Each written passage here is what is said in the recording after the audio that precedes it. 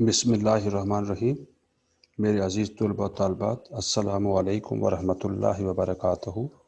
मेरा ये lecture number 3 है, सेकंड ईयर, चैप्टर नंबर 15 और टाइटल है ऑस्मो रेगुलेशन इन एनिमल्स। बेटा, ऑस्मो रेगुलेशन एनिमल्स से पहले हम ये देखना चाहते हैं कि ये एनिमल्स ऑस्मो रेगुलेट क्यों करते हैं, इन्हें किस वजह से ऑस्मो रेगुलेट करने की वजह ज़रूरत पड़ती है। बेटा जैसे कि मैं पहले ऑस्मो रेगुलेशन प्लांट्स में आपको बता चुका हूँ कि लिविंग ऑर्गेनिज्म जो है वो डिफरेंट टाइप ऑफ एनवायरनमेंट में एग्जिस्ट कर रहे होते हैं, और हमें ये भी मालूम है कि लाइफ जो है वो डिपेंडेंट है on metabolism which require water balance and dissolved solute. Environment outside the cell may be hypotonic, hypertonic and isotonic. बेटा, अब सबसे पहले हमें डिफाइन करना होगा कि what do you mean by hypotonic environment. Hypo mean below, tonic mean salt. बेटा, ये ऐसा एनवायरनमेंट है जहाँ पर साल्ट की कंसंट्रेशन बहुत ही लेस होती है, यानी when the external environment is less concentrated than the internal environment is called hypotonic environment. For example fresh water जैसे कि लेक्स है, स्ट्रीम है, पॉन्ड्स हैं, ये हाइपोटोनिक एनवायरनमेंट में आते हैं। When a cell is placed in hypotonic environment, water will enter the cell and cell will swell और बिकम टर्जिड हो जाएगा और बर्स्ट होने का ख़तरा है। इसलिए बेटा, इस सेल के अंदर ये अडॉप्टेशन होनी चाहिए कि वो एक्सेसिव जो फ्लडिंग ऑफ वाटर हो रही है उसको ये रेडिली रिमूव कर सके और वाटर बैलेंस को मेंटेन किया जा सके। बेटा, हाइपरटोनिक एनवायरनमेंट सेकंड कैटेगरी है। When the external environment is more concentrated then the internal environment is called hypertonic environment, जैसे कि सी वाटर है। बेटा यहाँ पर क्या होगा हाइपरटोनिक एनवायरनमेंट में, when a cell is placed in hypertonic environment, water will leave the cell and cell will shrink हो जाएगा and this shrinkage of cytoplasm is called plasmolysis. अब बेटा, सेल का जो साइटोप्लाज्म जो है वो श्रिंक हो गया है, फिर मेटाबॉलिक एक्टिविटीज़ एडवर्सली इफेक्ट हो जाएगी और अंडर स्ट्रेस चली जाएंगी।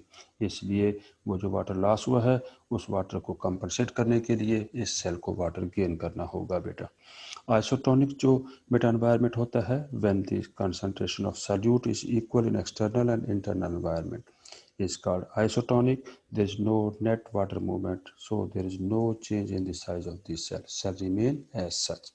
बेटा, अब हम देखना चाहते हैं कि ऑस्मो रेगुलेशन इन एनिमल्स में बात करना चाहते हैं। तो सबसे पहले बेटा हमने एनिमल्स को क्लासीफाई किया है on the basis of osmoregulation. तो type of animals on the basis of osmoregulation, there are two types है बेटा, osmoconformers and osmoregulator. और ये कौन से ऑर्गेनिज्म हो गए जो इक्वेटिक हैं। बेटा हम जानते हैं कि animal cell require more critical balance of water and solute in the body for their normal proper metabolic activities, as they cannot survive a net water gain or loss. Water continuously leave कर रहा होता है बेटा और enter कर रहा होता है सेल के अंदर। However, the quantity of water and solute is kept in balance. There are two approaches in maintaining this balance. अब बेटा टू अप्रोच हैं कि इनमें से कुछ इक्वेटिक एनिमल्स ऐसे हैं जिन्हें ऑस्मो रेगुलेट करने की कोई ज़रूरत नहीं होती क्योंकि वो आइसोटोनिक एनवायरनमेंट में रह रहे होते हैं, उन्हें हम ऑस्मो कन्फॉर्मर कहते हैं। और ऐसे ऑर्गेनिज्म जो इक्वेटिक हैं और या तो वो हाइपोटोनिक एनवायरनमेंट में रह रहे हैं या हाइपरटोनिक एनवायरनमेंट में रह रहे हैं और उन्हें वाटर एंड सॉल्यूट को रेगुलेट करने की ज़रूरत पड़ती रहती है, उन्हें हम ऑस्मो रेगुलेटर कहते हैं। बेटा अब बेटा यहाँ पर टू कैटेगरी बताई गई हैं एनिमल्स की, osmo regulator and osmo conformer. और ये मोस्ट इम्पॉर्टेंट शॉर्ट क्वेश्चन है, differentiate between osmo regulator and osmo conformer, most important है बेटा। तो सबसे पहले बेटा हम बात करेंगे ऑस्मो रेगुलेटर के बारे में। Animals that maintain a constant internal osmotic environment in spite of changes in its external environment, यानी एक्सटर्नल एनवायरनमेंट में जो चेंजेस आ रही हैं उसके बावजूद इन्हें इंटरनल एनवायरनमेंट में constant internal osmotic environment maintain करना पड़ जाता है। जो ऑस्मो कन्फॉर्मर होते हैं बेटा, the animal whose body fluid are in osmotic balance है with its environment. Number second बेटा, दीज प्लांट ऑस्मो रेगुलेटर जो ऑर्गेनिज्म है कैन बी आइदर मेराइन हो सकते हैं और फ्रेश और वाटर ऑर्गेनिज्म हो सकते हैं, और ऑस्मो कन्फॉर्मर मेराइन ऑर्गेनिज्म होंगे, नॉट फ्रेश वाटर। बेटा they can regulate their internal osmolarity constant independently from the external environment, यानी ये अपने बॉडी फ्लूइड के ऑस्मोस ऑस्मोरेगुलेटरी को मेंटेन कर सकते हैं बेटा। Maintain their internal environment isotonic to the outside environment, यानी इन्हें आइसोटोनिक एनवायरनमेंट इंटरनल मेंटेन करने की सलाहियत इनमें मौजूद है बेटा। बेटा osmoregulator undergo osmoregulation controlling internal osmotic environment, follow the environment and do not undergo osmoregulation। बेटा जो ऑस्मो रेगुलेटर हैं इनकी आगे प्रॉपर्टी ये भी है कि एक्टिवली रेगुलेट करते हैं देयर इंटरनल ऑस्मोलैरिटी, जबकि ऑस्मो कन्फार्मर जो है एक्टिवली और पैसिवली चेंज करते हैं देयर इंटरनल एनवायरनमेंट, कि एनवायरनमेंट को चेंज कर रहे हैं और इन्होंने इंटरनल एनवायरनमेंट को आइसोटोनिक एनवायरनमेंट बनाना है बेटा।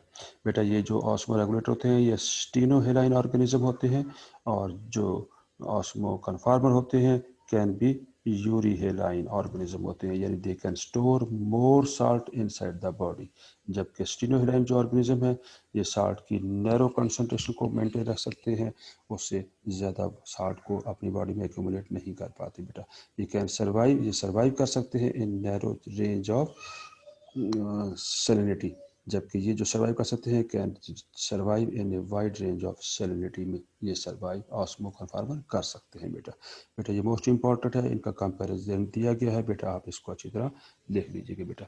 अब बेटा स्टीनोहेलाइन क्या चीज़ है, इज एन एक्वेटिक ऑर्गेनिज्म है that is able to tolerate only narrow range of salinity, ये बहुत कम साल्ट को टॉलरेट करने की सलाहियत रखते हैं, जबकि यूरीहेलाइन जो होते हैं मोर कंसंट्रेशन ऑफ सॉल्यूट जो है वाइडर रेंज में टॉलरेट करने की प्रॉपर्टी इनमें मौजूद होती है बेटा। बेटा we are dealing with osmoregulator and osmoconformers. Most important short है बेटा, ऑस्मो कन्फार्मर जो है maintain an internal condition that are equal to osmolarity of their environment, यानी इक्वल हो जाएगी, same concentration of water and solute outside inside of this cell जो है same रहेगी बेटा। बेटा ऑस्मो रेगुलेटर जो होते हैं टाइटली रेगुलेट करते हैं their body osmolarity which allow stay constant irrespective of their environment, चाहे एनवायरनमेंट बेटा हाइपोटोनिक हो या आइसोटोनिक हो, लेकिन इन्होंने अपने सेल के अंदर या बॉडी फ्लूइड में एक specific constant level of water and salt को मेंटेन रखना होता है, और ये रखने की सलाहियत रखते हैं, इसलिए इनको ऑस्मो रेगुलेटर कहा गया है। बट ऑस्मो कन्फार्मर जो है minimizing the osmotic gradient minimizing the water movement in and out of the cell, कि ये ऐसे अपने आप को मेंटेन रखते हैं कि वाटर की जो मूवमेंट है वो मिनिमाइज हो सके, ना वाटर लीव करे और ना वाटर एंटर करे, ये क्योंकि इन्होंने अपने आप को आइसोटोनिक एनवायरनमेंट किया हुआ है, इंटरनल एनवायरनमेंट का आइसोटोनिक हो जाता है। A disadvantage is that internal condition में भी सब ऑप्टिमल हो सकती है इनके अंदर। Most osmoconformer are marine invertebrates हैं बेटा, ये बात याद रखनी चाहिए कि मेराइन इनवर्टिब्रेट है, फ्रेश वाटर इनवर्टिब्रेट नहीं है, मेराइन है, जैसे कि स्टार फिश है जो फाइलम एकाइनोडर्मेटा से बिलोंग करती है बेटा। बेटा यहाँ पर जो ऑस्मो रेगुलेटर हैं इनकी kidney play a large role in the osmoregulation by regulating the amount of water reabsorb, जो किडनी ने रीएब्सॉर्ब किया है। A disadvantage is that the osmoregulation cost the animal ATP, ये यहाँ पर ATP energy चाहिए, needed चाहिए, क्योंकि एक्टिवली ट्रांसपोर्ट या एक्टिव ट्रांसपोर्ट के ज़रिए ये बेटा साल्ट एंड वाटर को मेंटेन करेंगे अपनी बॉडी में स्पेसिफिक लेवल तक, इसलिए इन्हें एनर्जी भी चाहिए होगी, यही वजह है कि इनका मेटाबॉलिक रेट जो है वो फास्ट होता है as compare to osmoconformer. Osmoregulator are much more common होते हैं इन एनिमल किंगडम में, ये प्रोसेस बहुत ही कॉमन है, जैसे कि बोनी फिशेस हैं, ये फ्रेश वाटर हो या मेराइन हो, ये दोनों के दोनों यानी वाटर को और साल्ट को बैलेंस करने के लिए अपना प्रोसेस को रेगुलेट करने की सलाहियत रखते हैं और रेगुलेट करते रहते हैं, इसलिए इनको ऑस्मो रेगुलेटर कहा गया बेटा। बेटा टाइप्स जैसे कि आपको बताया गया है ऑस्मो कन्फार्मर एंड ऑस्मो रेगुलेटर, जैसे कि आपको कंपैरिजन दिया गया है, थोड़ा सा हम अब यहाँ पर डिटेल से बात कर लेते हैं। एनिमल जो बॉडी फ्लूइड है are kept isotonic in osmoconformer to external environment even for marine salt environment, in salt environment more hypertonic होता है, लेकिन इसके बावजूद इन ऑर्गेनिज्म में इन एनिमल्स में ये प्रॉपर्टी है कि ये अपनी बॉडी में साल्ट की कंसनट्रेशन को स्टोर कर लेते हैं और इक्वल कर लेते हैं, ताकि इंटरनल एनवायरनमेंट भी आइसोटोनिक हो जाए टू एक्सटर्नल एनवायरनमेंट के मुताबिक। This animal does do not require actively to adjust their internal osmotic state, so they are known as osmoconformer. But इसकी बेस्ट एग्जांपल है हार्ड फिश जो cyclostome है, जालस फिश है और मेराइन इनवर्टिब्रेट्स हैं बेटा। In this animal, the body fluid concentration equal है to the concentration of solution in the external environment. So they are known as osmoconformer. It means they do not need to osmoregulate salt and water balance in their body. These animal keep their body fluid isotonic. जैसे कि ऊपर बताया गया कि इनकी body में जो internal body fluid है वो भी आइसोटोनिक एक्सटर्नल एनवायरनमेंट के बराबर हो जाता है बेटा हम we are dealing osmoconformers. There is no net gain और लॉस ऑफ वाटर. कोई नेट गेन और लॉस ऑफ वाटर नहीं होगा because the body fluid and external solution जो है आर इक्वली कंसंट्रेटेड है बेटा. Therefore equal amount of water move करेगा in and out the body, यानी सेम रेट से वाटर मूव करेगा, यानी endosmosis is in equilibrium with exosmosis. Both process exosmosis equal है endosmosis के, and there is no need for these animal to regulate their body fluid concentration बेटा. Example बेटा हाक fish जैसे कि बताया गया है, रेज है, शार्क है और मेराइन इनवर्टिब्रेट है बेटा. ये बात याद रखनी है, बाज़ औक़ात MCQs में आ जाता है और वहाँ सिंपली इनवर्टिब्रेट लिखा होता है, वो नहीं बेटा, ये मेराइन आपने याद रखना है बेटा. बेटा अब सेकंड कैटेगरी है ऑस्मो रेगुलेटर. ये एनिमल्स की वो कैटेगरी है जिन्हें या तो ये हाइपोटोनिक एनवायरनमेंट में रह रहे हैं या हाइपरटोनिक एनवायरनमेंट में रह रहे हैं. इनको हमने ऑस्मो रेगुलेटर कहा है. Those animal whose body fluid concentration is different from the outside environment, यानी इनकी बॉडी फ्लूइड की जो कंसंट्रेशन है, साल्ट है, जो वाटर है या सल्यूट है, वो डिफरेंट है from the outside environment, from the external environment, are known as osmoregulator. फिर बेटा जैसे कि मैं पहले बता चुका हूँ, जब कंपैरिजन किया उसमें बताया है कि they use energy to keep balance of water and salt in their body. They excrete extra water. कब बेटा एक्सक्रीट करेंगे? In fresh water. अगर एनवायरनमेंट बेटा हाइपोटोनिक एनवायरनमेंट है और एंडोऑस्मोसिस से वाटर बॉडी में रैपिडली एंटर हो रहा है, तो एक्सेसिव वाटर को इनको रिमूव करना पड़ेगा और एक्सक्रीट करना पड़ेगा, क्योंकि ये एक्सेसिव वाटर इनके लिए यूजलेस है. इसीलिए ये एक्सक्रीट करते हैं एक्सेस वाटर को. कब बेटा? जब ये हाइपोटोनिक एनवायरनमेंट या फ्रेश वाटर एनवायरनमेंट में रह रहे हैं. और अगर बेटा ये हाइपरटोनिक एनवायरनमेंट में रह रहे होंगे तो साल्ट इनकी बॉडी में रैपिडली एंटर हो रहा है, जिसकी वजह से साल्ट की कंसंट्रेशन बॉडी में इंक्रीज होती चली जाएगी. तो बेटा इन्हें फिर क्या करना पड़ेगा? एक्सक्रीट साल्ट को एक्सक्रीट करना पड़ेगा इन मेराइन एनवायरनमेंट और हाइपरटोनिक एनवायरनमेंट. बेटा जैसे यहाँ पर दिखाया गया है, दो आपको फिशेज दिखाई गई हैं. तो यहाँ देखें बेटा, ये जो आपको ब्लू कलर में दिखाया हुआ है, ये यहाँ पर आयंस एंटर हो रहे हैं थ्रू गिल्स. और ये जो फिश है बेटा, ये एब्जॉर्ब कर रही है वाटर थ्रू स्किन, क्योंकि ये ऐसे एनवायरनमेंट में रह रही है जिसे हमने फ्रेश वाटर कहा या हाइपोटोनिक एनवायरनमेंट कहा.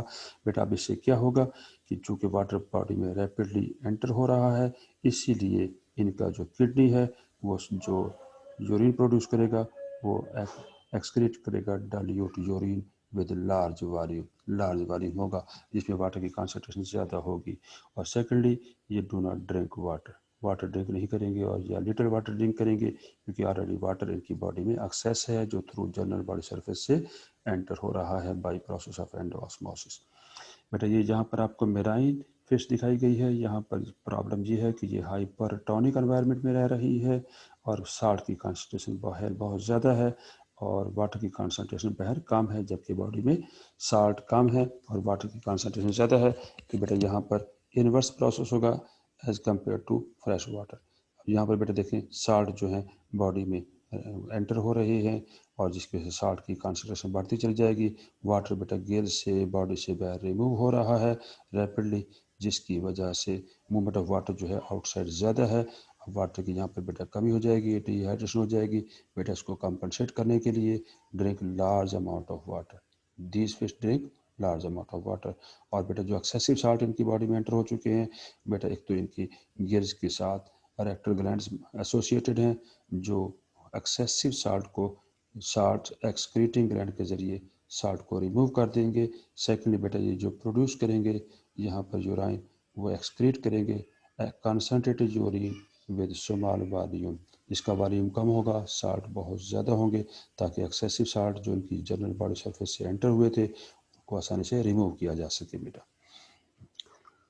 बेटा हम बात कर रहे हैं अब नेक्स्ट टॉपिक बेटा हमारा है osmo regulation in marine animals. बेटा मेराइन एनिमल्स बेटा यहाँ पर जो होते हैं, जैसे कि मैंने बताया कि ये हाइपर टॉनिक एनवायरनमेंट में रहते हैं और इनके अंदर साल्टी वाटर होता है जहाँ ये एग्जिस्ट कर रही है।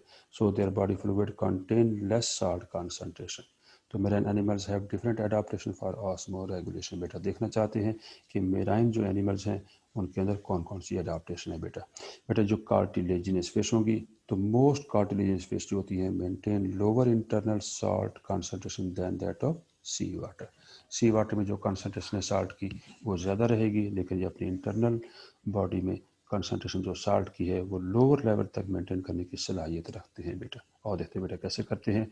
There kidney for osmoregulation excrete करेंगे साल्ट थ्रू गिल्स, यानी कि किडनी जो है गिल्स के जरिए साल्ट को रिमूव करते रहेंगे। And also possess salt excreting organ भी मौजूद हैं, such as rectal glands present हैं। These employ active transport mechanism. अब बेटा ये क्या करते हैं, ये इम्प्लाई कर रहे हैं एक्टिव ट्रांसपोर्ट मैकेनिज्म जिसमें एनर्जी चाहिए और एनर्जी एक्सपेंड कर रही है to remove salt against osmotic gradient. बेटा बाहर देखिए साल्ट बहुत ज़्यादा है, बॉडी में साल्ट कम है, लेकिन फिर भी बॉडी की रिक्वायरमेंट से साल्ट बॉडी में बहुत ज़्यादा है। तो इसलिए बेटा ये अगेंस्ट दी कंसनट्रेशन साल्ट को रिमूव करने के लिए एक्टिव ट्रांसपोर्ट का सहारा लेंगे और एक्टिवली साल्ट को बाहर रिमूव कर देंगे। और इनकी बॉडी में बेटा रेक्टल ग्लैंड भी मौजूद है जो साल्ट एक्सक्रीटिंग ऑर्गन कहलाते हैं। बेटा osmo regulation in marine animals के बारे में बात कर रहे हैं। कार्टिलेजिनस फिश के बारे में हमने बात की। तो some fishes have relatively low salt in body fluid. Body fluid में low salt, low concentration of salt होती है and have rendered this hypertonic to that of sea water by retaining urea in adequate concentration. बेटा in fishes में ये property है कि अपनी body में जो मेटाबॉलिक वेस्ट है जिसे यूरिया कहा गया है उसे ये रिटेन रखते हैं ताकि अपनी बॉडी के इंटरनल एनवायरनमेंट को हाइपरटोनिक किया जाए, इक्वल किया जाए to that of sea water, और इसे आइसोटोनिक बनाया जा सके ताकि जो एंट्री ऑफ साल्ट है बॉडी में या रिमूवल ऑफ साल्ट है इनकी बॉडी से उसको मिनिमाइज किया जा सके। बेटा फॉर एग्जांपल जैसे शार्क है एंड रेज हैं store high concentration of urea in their body. Body में यूरिया को स्टोर करने की ये सलाहियत रखते हैं। बेटा it make the body fluid slightly saltier than sea water. इससे क्या होगा बेटा, रेट ऑफ जो एंट्री ऑफ साल्ट है या rate of removal of water है from their body into the external environment वो स्लो हो जाएगी, मिनिमाइज हो जाएगी और उन्हें ज़्यादा एनर्जी ज़्यादा नहीं खर्च करनी पड़ेगी to osmoregulate. Osmoregulation में एनर्जी को ये कंजर्व करने के लिए इन्होंने इस प्रोसेस को अडॉप्ट किया हुआ है। अब बेटा यहाँ पर एक और भी प्रॉब्लम है कि जैसे बेटा ये अपनी बॉडी में यूरिया को रिटेन करते हैं, यूरिया को एक्यूमुलेट करते हैं बॉडी में, तो यूरिया एक टॉक्सिक सब्सटेंस है, ये हायर कंसंट्रेशन में डैमेजिंग इफेक्ट काज करता है। तो अब बेटा इन फिशेज ने एक और एडाप्टेशन की हुई है ताकि यूरिया को भी रिटेन किया जा सके और यूरिया के डैमेजिंग इफेक्ट को भी मिनिमाइज किया जा सके। बेटा अब बेटा वो देखते हैं वो कौन सी एडाप्टेशन है, बिकॉज यूरिया जो है इन हाई कंसंट्रेशन में इज डैमेजिंग है, डैमेज काज कर रहा है, एडवर्स इफेक्ट काज कर रहा है, मेटाबॉलिज्म में मतलब इंटरफेयर कर रहा है। अब ये बेटा ये क्या करेंगे, so these fish retain another chemical जिसका नाम ट्राई मिथाइल अमाइन ऑक्साइड है। बेटा TMAO कहते हैं, ट्राई मिथाइल अमाइन ऑक्साइड। बेटा ये भी नोट कर लें, ये भी एक मेटाबॉलिक वेस्ट है जो मेराइन या दूसरे ऑर्गेनिज्म में प्रोड्यूस होता है रहता है, इसे भी ये रिटेन करने की सलाहियत रखते हैं। अब बेटा ये क्यों रिटेन करते हैं, फॉर प्रोटेक्शन अगेंस्ट यूरिया। तो ये यूरिया के डैमेजिंग इफेक्ट से फिश को बचा लेगा। कौन बचाएगा, ट्राई मिथाइल अमाइन ऑक्साइड, इसको भी ये रिटेन कर लेते हैं। They also have trimethylamine oxide for protection against toxic urea के। They do not face the problem of water loss, और इन्हें वाटर लॉस का प्रॉब्लम फेस नहीं करना पड़ेगा। बेटा और सेकेंडली जैसे कि मैंने आपको बताया है कि इन एनिमल्स में ये प्रॉपर्टी है कि ये यूरिया को भी रिटेन करने की सलाहियत रखते हैं। बेटा regulation osmo regulation in marine animals में हम पढ़ रहे हैं। बेटा यहाँ पर एक फ़िश है जिसका नाम सामन फ़िश है, have remarkable osmo regulatory adaptation मौजूद है। सामन फ़िश जो है can migrate between fresh and marine water, इसे बेटा हम कहते हैं ये माइग्रेटरी फ़िश है। अब बेटा ये फ्रेश वाटर से मेराइन में चल जाती है और मेराइन से फ्रेश वाटर में आ जाती है ड्यू टू ब्रीडिंग एडाप्टेशन। तो इन ओशन में they during more salt they drink more salt, ये साल्ट ज़्यादा ड्रिंक करती हैं और एक्सक्रीट करती हैं extra salt from their gills. बेटा जब ये फ्रेश वाटर में होती है दे स्टॉप ड्रिंकिंग वाटर, तो यहाँ पर इन्होंने वाटर को ड्रिंक किया है, they drink more water during मतलब stay in the ocean, but on the other hand when they are in present in the fresh water या when they migrate in fresh water environment तो they stop drinking water and gills absorb salt from the fresh water. ये भी इनमें adaptation मौजूद है। बेटा जो marine invertebrates हैं और हैग फिश हैं आर ऑस्मो कन्फॉर्मर हैं, दे do not have osmo regulatory mechanism, बेटा मैकेनिज्म में मौजूद नहीं है बेटा। अब बेटा जो मेराइन बोनी फिश हैं वो देखते हैं वो कैसे ऑस्मो रेगुलेट करती हैं। हमें ये मालूम है कि जो बोनी फिश हैं ये दरअसल डिसेंडेंट ऑफ फ्रेश वाटर इंसिस्टर हैं, यानी कि जो इंसिस्टर थे वो फ्रेश वाटर में रहा करते थे, लेकिन ड्यू टू एवोल्यूशन या ओकेजनल एनवायरमेंटल चेंज तो they have to migrate to marine environment. अब बेटा जब वहाँ मेराइन एनवायरनमेंट में गई तो इनके अंदर कोई स्ट्रक्चरल एडाप्टेशन ऐसी नहीं आ सकी जैसे कि रेक्टल ग्लैंड इनमें डेवलप हो जाए, ऐसा भी नहीं है। और इनके यहाँ कोई ऐसा सिस्टम भी नहीं है कि ये यूरिया को रिटेन कर सकें या ट्राई मिथाइलामाइन ऑक्साइड को अपनी बॉडी में रिटेन कर सकें। तो फिर बेटा इन्होंने अपने टेम्परेरी तौर पर एक मैकेनिज्म डेवलप किया और उससे इन्होंने अपने आप को ऑस्मो रेगुलेट करने की कोशिश की। और देखते हैं बेटा वो कौन कौन सी अडाप्टेशन है जिसकी वजह से ये मेराइन एनवायरनमेंट में अपने आप को अडॉप्ट करने के काबिल हो गए हैं बेटा। बट लेटर बिकेम मेराइन, यानी ये पहले ये फ्रेश वाटर थी, बाद में ये मेराइन हो गई। कॉन्स्टेंटली लूज वाटर, अब बेटा वहाँ पर जाकर उन्होंने वाटर लूज करना शुरू कर दिया from their hypotonic body fluid, क्योंकि इनका बॉडी फ्लूइड जो है हाइपोटोनिक था जिसमें साल्ट की कंसंट्रेशन कम थी लेकिन वाटर की कंसंट्रेशन ज़्यादा है as compare to external environment. इससे बड़ा नुकसान क्या हुआ कि इनकी बॉडी में डिहाइड्रेशन का अंदेशा हो गया, ख़तरा बढ़ गया। अब बेटा इसमें क्या किया, these fish have adopted themselves to drink large amount of sea water, इन्होंने उस वाटर की जो कमी थी जो शॉर्टेज थी उसको कंपनसेट करने के लिए इन्होंने large amount of sea water को ड्रिंक करना शुरू कर दिया। देखिए ये ड्रिंक कर रहे हैं, large gain of water, large amount में ये वाटर को एब्जॉर्ब कर रहे हैं, गेन कर रहे हैं। ये मेराइन फिश में बताया गया है बेटा। और एक्सक्रीट करते हैं कंसनट्रेटेड यूराइन जिसमें साल्ट की कंसंट्रेशन ज़्यादा हो और वाटर की परसेंटेज कम हो, resulting in minimum salt excretion and minimum water loss. ये मोस्ट इंपॉर्टेंट है बेटा इनमें। तो इन्होंने देखें बेटा यहाँ पर जो एक्सक्रीट किया है साल्ट भी और आइंस भी और स्मॉल अमाउंट ऑफ वाटर है in the secondary urine from the kidney, यानी इनका किडनी ने एडॉप्टेशन ऐसी कर ली है कि वाटर को मैक्सिमम रीअब्जॉर्ब किया जाए और साल्ट को एक्सक्रीट किया जाए, क्योंकि इनकी बॉडी में साल्ट की कंसंट्रेशन इंक्रीज हो रही थी और वाटर की परसेंटेज डिक्रीज हो रही थी due to constantly removal of water from their body surface बेटा।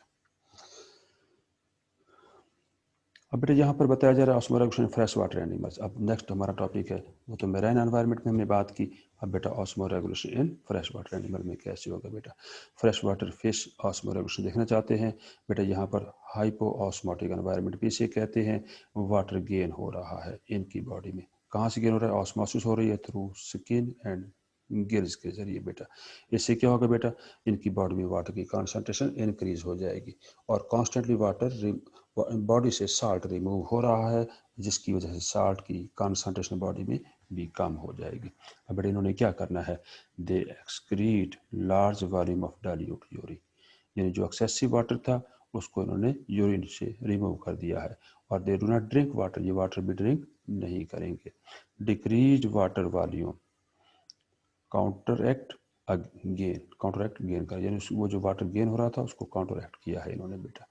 अगर बेटा साल्ट लॉस कैसे थे बेटे में, डिफ्यूजन अक्रॉस गिल से साल्ट लॉस हो रहे थे, तो बेटा फिर ये क्या करेंगे, रिटेन करेंगे साल्ट फ्रॉम फूड, यानी they eat the food, they give the preference to eat the food having larger amount of salt या which are rich in salt, जो साल्ट में रिच हैं उनको ये ईट करेंगे, ऐसी फूड को खाएंगे जिसमें साल्ट की कंसंट्रेशन ज़्यादा हो ताकि वो जो साल्ट लॉस हुआ था उसको कंपनसेट किया जाए।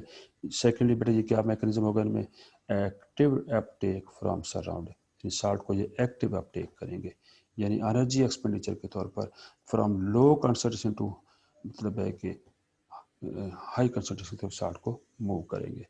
गेन गेन करेंगे लॉस साल्ट को और उससे क्या होगा बेटा, काउंटर एक्ट होगा लॉस ऑफ साल्ट, जो साल्ट इनका लॉस हो गया था उसको काउंटर एक्ट करेंगे और अपना कंपनसेट करेंगे और स्पेसिफिक लेवल तक साल्ट को मेंटेन करेंगे बेटा।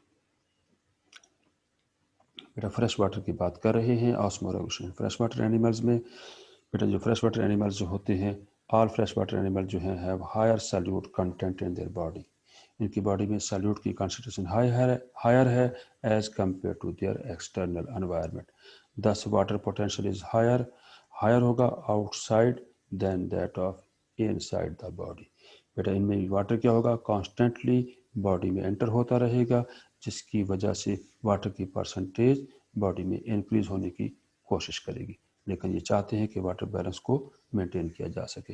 बेटा अब ये कैसे मेंटेन करेंगे, वाटर मूव करेगा from higher water potential to lower water potential area में, thus water keep entering the cell, ठीक है, सेल में वाटर एंटर हो रहा है, गिल्स के जरिए हो रहा है, अदर बॉडी सरफेस के जरिए हो रहा है, and face the problem of getting hydrated, यानी फ्लडिंग ऑफ वाटर होती जा रही है और वाटर बहुत रैपिडली इनकी बॉडी में एंटर हो रहा है।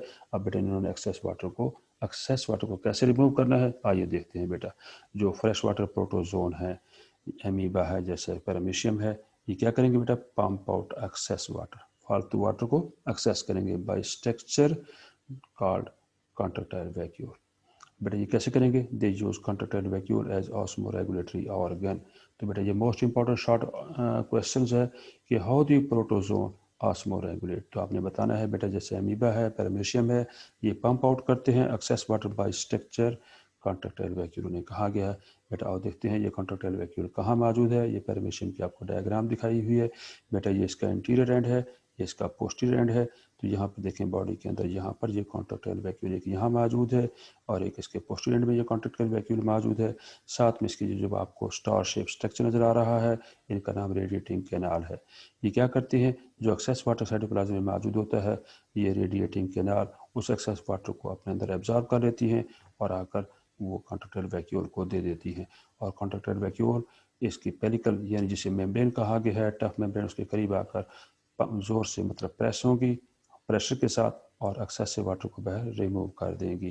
बेटा ये कॉन्ट्रैक्टाइल वैक्यूल जो है सिग्निफिकेंट रोल प्ले कर रही हैं पैरामीशियम में, ताकि एक्सेस वाटर को एक्टिव ट्रांसपोर्ट के जरिए बाहर रिमूव किया जा सके और वाटर की कंसंट्रेशन को साइटोप्लाज्म में एक स्पेसिफिक लेवल तक मेंटेन किया जा सके। और बेटा इसका एक साइकिल होगा, देखते हैं कैसे साइकिल है। बेटा देखें ये आपको एंटीरियर एंड है, ये बेटा इसका पोस्टीरियर एंड दिखाया है पैरामीशियम का, यहाँ पर भी एक कॉन्ट्रैक्टाइल वैक्यूल है, पोस्टीरियर एंड पे भी एक कॉन्ट्रैक्टाइल वैक्यूल है और यहाँ पर रेडिएटिंग कैनाल मौजूद है। बेटा ये यहाँ पर देखें ये रेडिएटिंग कैनाल पूरे साइटोप्लाज्म से एक्सेस वाटर को एब्जॉर्ब करके वैक्यूल के पास लेकर आई हैं और उन्होंने वैक्यूल को वाटर हैंड ओवर कर दिया है। अब वैक्यूल जो है फुल वैक्यूल हो चुका है। अब बेटा ये क्या करेगा, पोर ओपन हो जाएंगे और वैक्यूल कॉन्टैक्ट करेगा। बेटा अब ये वैक्यूल क्या करेगा, कॉन्टैक्ट करेगा और कॉन्टैक्ट करने के बाद ये कहाँ आएगा बेटा, मेम्ब्रेन के करीब आएगा जिसे पेलिकल कहते हैं। और यहाँ पर वैक्यूल जो है प्रेशर के जरिए वाटर को बाहर रिमूव कर देगा, जिसमें एनर्जी की एक्सपेंडिचर होगी, एनर्जी भी खर्च होगी। और अब देखें बेटा यहाँ वैक्यूल क्या हो चुका है, एम्प्टी वैक्यूल हो चुका है। अब बेटा जो रेडिएटिंग कैनाल है या रेडियल कैनाल है, ये दोबारा से क्या करेंगे बेटा, take up water from this surrounding cytoplasm. बेटा ये साइटोप्लाज्म में CY साइटोप्लाज्म है, वहाँ से ये कलेक्ट करेंगी और दोबारा से ये साइकिल रिपीट होता रहेगा। और इस पैरामीशियम में ये जो प्रोसेस है, स्टेप दिखाए हुए हैं in the process of osmo regulation in paramecium. बेटा यहाँ भी बेटा देखें ये वैक्यूल यहाँ दिखाया हुआ है, एक वैक्यूल इधर है, एक एंटीरियर एंड पे है, दूसरा पोस्टीरियर पे है। ये साइकिल जो मैं पहले एक्सप्लेन कर चुका हूँ और उसके जरिए, उस प्रोसेस के जरिए, साइकिल के जरिए ये वाटर को मेंटेन करने की सलाहियत रखते हैं। और ये बात बेटा याद रखिएगा, यहाँ एक्टिव ट्रांसपोर्ट इन्वॉल्व है, जिसमें एक्सपेंडिचर ऑफ एनर्जी हो रही है in the form of ATP molecule, क्योंकि वाटर कॉन्स्टेंटली इनकी बॉडी में हाइपोटोनिक एनवायरनमेंट से एंटर हो रहा था, उस एक्सेसिव वाटर को उन्होंने रिमूव करना है। बेटा अब बेटा जो मैनी फ्रेश वाटर एनिमल जैसे इंक्लूडिंग फिश है, remove excess water by producing large volume of very dilute urine.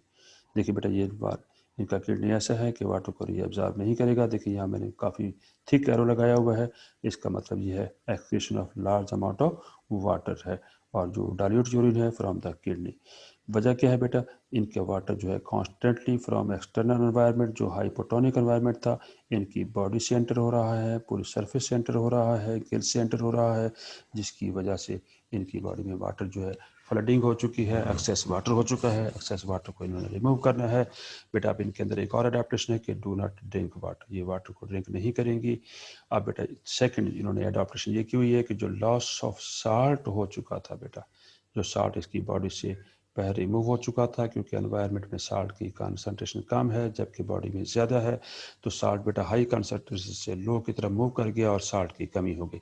अब बेटा ये फिर क्या करेंगी, ये कंपनसेट करना चाहती हैं साल्ट की लॉस को bye preference of salt containing food. ऐसी फूड को ये प्रेफरेंस देंगी जिसमें साल्ट की कंसंट्रेशन ज़्यादा है। और by active uptake of salt by gills and skin. Freshwater fish due to this reason do not drink water. ये वाटर को ड्रिंक भी नहीं करेंगे। ऑस्मोरेगुलेशन बेटा इंटरेस्टेड एनिमल्स, ये बेटा नेक्स्ट टॉपिक है, मोस्ट इंपॉर्टेंट है बेटा। हम जानते हैं कि टेरेस्ट्रियल एनवायरनमेंट में डायरेक्टली एनिमल जो है एक्सपोज हो रहे हैं सनलाइट से, और जैसे सनलाइट उनकी बॉडी सरफेस पे पड़ती है उससे बेटा इवेपोरेटिव लॉस होता है और leading to dehydration is the major problem हो जाएगा फॉर टेरेस्ट्रियल एनिमल लाइफ के लिए बेटा। अब बेटा फिर क्या करेंगे, जैसे कि आर्थ्रोपोड्स हैं या वर्टिब्रेट्स हैं successfully adopted to terrestrial mode of life, अब इन्होंने अडॉप्ट किया हुआ है। और बेटा देखते हैं इन्होंने अडॉप्टेशन में अपनी बॉडी में कौन कौन सी चेंजेस लेकर आए हैं बेटा। ये बेटा टेरेस्ट्रियल एनिमल जो है आर कवर्ड बाय, इनकी जो बॉडी सरफेस है कवर्ड बाय बॉडी सरफेस से कवर्ड है which prevent loss of water as the waxy exoskeleton इनकी बॉडी में मौजूद है, जैसा कि इंसेक्ट में ऐसा होता है। और जो दूसरे वर्टिब्रेट टेरेस्ट्रियल वर्टिब्रेट्स हैं उनमें मल्टी लेयर्ड, जिसमें बहुत सारी लेयर्स लगी हुई हैं, डेड कैरेटिनाइड स्किन सेल हैं। कैरेटिन एक बेटा प्रोटीन है जो स्किन के सेल में मौजूद होगी ताकि स्किन के सेल अपर सरफेस के हार्ड रहें और इवेपोरेटिव लॉस को मिनिमाइज कर सकें। तो इसलिए बेटा इनकी बॉडी सरफेस पे जो सनलाइट पड़ रही है जो ट्रांसपरेशन को या इवेपोरेशन को इंक्रीज कर रही है, अब बेटा वो उसको मिनिमाइज करने के लिए इनकी स्किन पे मल्टी लेयर डेड सेल मौजूद हैं और जो कैरेटिनाइड हैं ताकि इवेपोरेटिव लॉस को मिनिमाइज किया जा सके। They possess water resistant body मौजूद है, कवर है एज स्किन के तौर पे जो उन्हें प्रिवेंट कर रही है लॉस ऑफ वाटर से बेटा। Many insect lay their eggs in moist and damp places to prevent dehydration बेटा। ये भी बेटा इनकी अडॉप्टेशन इंसेक्ट की कि ऐसी जगहों पे अपने एग प्रोड्यूस करेंगे जो मॉइस्ट कंडीशन में होंगे या डैम्प होंगे यानी गीली जगह होगी ताकि वाटर की डिहाइड्रेशन को प्रॉब्लम को फेस ना करना पड़े बेटा। The insect or many other arthropod have water resistant waxy exoskeleton, जैसे कि मैं ऊपर बता चुका हूँ कि waxy exoskeleton की बॉडी पे आउटर साइड पे मौजूद है विच रिड्यूस कर रहा है डिहाइड्रेशन ऑफ वाटर को। अब बेटा आगे एक अडेप्टेशन है गेन ऑफ वाटर। बेटा ये कैसे गेन ऑफ वाटर करते हैं, they drink water more water और ईटिंग मॉइस्ट फूड, ऐसी फूड खाएंगे जिसमें वाटर की परसेंटेज हायर क्वांटिटी में मौजूद हो ताकि ये कंपनसेट कर सके लॉस ऑफ वाटर को। This animal also have metabolic and behavioural भी अडाप्टेशन के अंदर मौजूद हैं। अब बेटा मेटाबॉलिज्म ये स्लो भी करना चाहें तो स्लो भी कर सकते हैं, फास्ट भी करना चाहें तो फास्ट भी कर सकते हैं depending upon the availability of water. It mean that these animal gain water by drinking water और वेरियस ड्रिंक्स के जरिए ये वाटर हासिल करते हैं और ईटिंग मॉइस्चर फूड बेटा ऑस्मोरेगुलेशन इन टेरेस्ट्रियल एनिमल्स में बात कर रहे हैं। अब बेटा यहाँ पर कुछ ऐसे एनिमल हैं जो डेजर्ट मैमल्स कहलाते हैं, जैसे कैंगरू रैट है, सर्वाइव करता है विदाउट ड्रिंकिंग वाटर, ये वाटर को ड्रिंक किए बगैर सर्वाइव कर सकता है। बाय फीडिंग ऑन सीड, बेटा ये ऐसे सीड पे फीडिंग करेगा और वो सीड कौन से होंगे बेटा, डेजर्ट प्लांट के सीड होंगे कंटेनिंग मोर कार्बोहाइड्रेट। उसकी वजह ये है कि कार्बोहाइड्रेट जब उनकी बॉडी में जाकर मेटाबॉलिज्म में पार्टिसिपेट करेगा तो उसके रिजल्ट में वहाँ पर कार्बन डाइऑक्साइड और वाटर प्रोड्यूस होगा। वो जो मेटाबॉलिकली प्रोड्यूस वाटर है उसको ये कंजर्व कर लेंगे और अपनी बॉडी में स्टोर कर लेंगे ताकि बॉडी के अंदर साल्ट को वाटर को मेंटेन किया जा सके बेटा। अब बेटा ये जो कार्बोहाइड्रेट जो हैं प्रोड्यूस करते हैं वाटर ऑफ मेटाबॉलिज्म और ये वाटर उनके अंदर स्टोर हो जाएगा और ये वाटर फिर जो है उनके स्पेसिफिक लेवल तक मेंटेन रहेगा क्योंकि डेजर्ट एरिया में वाटर की अवेलेबिलिटी जो है वो इन शॉर्ट सप्लाई होती है। इसीलिए इनको ऐसे सीड को प्रेफरेंस दे रही है जिसमें large amount of carbohydrate present हो ताकि मेटाबॉलिज्म में कार्बोहाइड्रेट वाटर प्रोड्यूस कर सके और वो वाटर उनकी बॉडी में स्टोर किया जा सके बेटा इन्हीं एनिमल्स में वाटर स्टोरेज की प्रॉपर्टी भी मौजूद है। Some land animal store water in specialized body structure में as in camel for example water store in rumen of stomach. बेटा ये कंपार्टमेंट है स्टमक की जहाँ पर ये वाटर को स्टोर करने की कैमल सलाहियत रखता है ताकि वाटर को स्टोर किया जा सके और फिर इसे यूज़ किया जा सके जब वाटर अवेलेबल ना हो। वाइल द अदर जैसे कि यूरोमास्टिक्स है बेटा, for example store water in large intestine, ये लार्ज इंटेस्टाइन में वाटर को स्टोर करने की सलाहियत रखता है। Loss of water interest and organism में बेटा loss of water is achieved by dispose of waste. किस लिए चाहिए बेटा वाटर? ताकि वाटर को डिस्पोज किया जाए in the form of urine during sweating और ब्रीदिंग के दौरान बेटा ऐसा होता है। अब बेटा इनके सबसे बड़ा इनके लिए प्रॉब्लम है कि उन्होंने वाटर को कंजर्व करना है, क्योंकि वाटर की अवेलेबिलिटी टेरेस्ट्रियल एनवायरनमेंट में वेरी कर रही है। कभी वाटर अवेलेबल ज़्यादा क्वांटिटी में होता है अगर रेनफॉल हो जाए, अगर रेनफॉल ना हो तो वाटर की क्वांटिटी कम हो जाती है। बेटा terrestrial animal produce concentrated urine in their kidney, kidney में ये कंसनट्रेटेड यूरिन प्रोड्यूस करेंगे और दैट रीअब्जॉर्ब करेगा most filtered water in the process of excretion, ताकि जिसमें साल्ट हैं एक्सेसिव रिमूव किए जाएँ और वाटर की लॉस कम से कम हो सके। बेटा यहाँ पर ये आपको कैंगरी रैट दिखाया हुआ है कि ये टेरेस्ट्रियल एनवायरनमेंट में कैंगरी रैट है और इसकी प्रॉपर्टी ये है कि ये वाटर की नॉन अवेलेबिलिटी पे भी रिले कर सकता है और ये ऐसे सीड को प्रेफरेंस देगा जिसमें कार्बोहाइड्रेट की कंसंट्रेशन ज़्यादा होगी। बेटा अब इसकी प्रॉपर्टी जो है वो क्या है, कहलाती है एनहाइड्रोबायोसिस। और ये मोस्ट इम्पॉर्टेंट शॉर्ट क्वेश्चन है, डिफाइन हाइड्रोबायोसिस। बेटा हाइड्रोबायोसिस क्या है? Ability of an organism to tolerate dehydration, कि वो डिहाइड्रेशन को टॉलरेट करने की सलाहियत रखता है, इसे हम कहते हैं एनहाइड्रोबायोसिस। बेटा जो टेरेस्ट्रियल एनिमल्स हैं can tolerate dehydration and it differs in various animals. This characteristic is known as anhydrobiosis. Example वैसे यहाँ पर हाँ जी टार्डीग्रेड है, यीस्ट एक फंगस है बेटा, और नेमाटोड्स बेटा ये इसकी एग्जाम्पल है जो एनहाइड्रोबायोसिस कर सकते हैं। थैंक यू बेटा, अल्लाह हाफिज़।